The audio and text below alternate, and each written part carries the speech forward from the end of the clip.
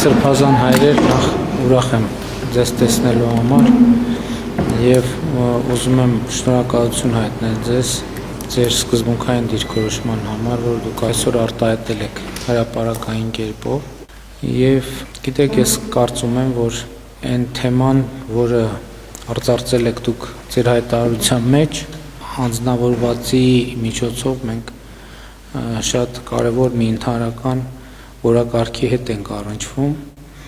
Ես շատ երկար մտածել եմ եւ եկել եմ հետեւյալ մի հետեւության ինքս ինձ համար, որ նաեւ կիսել եմ հանրության հետ եւ հարկ եմ համարում կիսել նաեւ ձեզ հետ, որ մենք շատ խոսում ենք արժեքահենք հանրություն, արժեքահենք պետություն, արժեքահենք հասարակություն ունենալու մասին։ Եվ դա մեր նպատակը եւ խնդիրն է եւ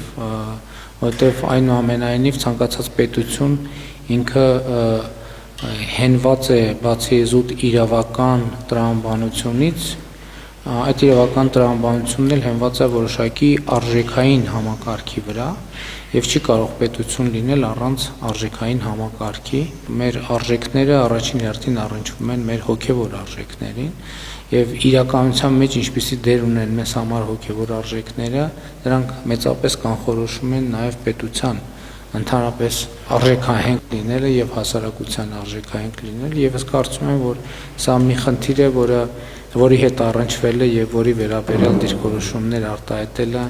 մեր պետության հետագա զարգացման եւ ճակատագրի համար ունի շատ կարեւոր առնչություն եւ ես կարդացել եմ ձեր հայտարարությունը հենց այդ դիտանկյունից, որ ես ամենայն դեպս տեսել եմ արտահայտությունը նույն կարգի մտահոգության, ուստի ես հարկ համարեցի հրավիրել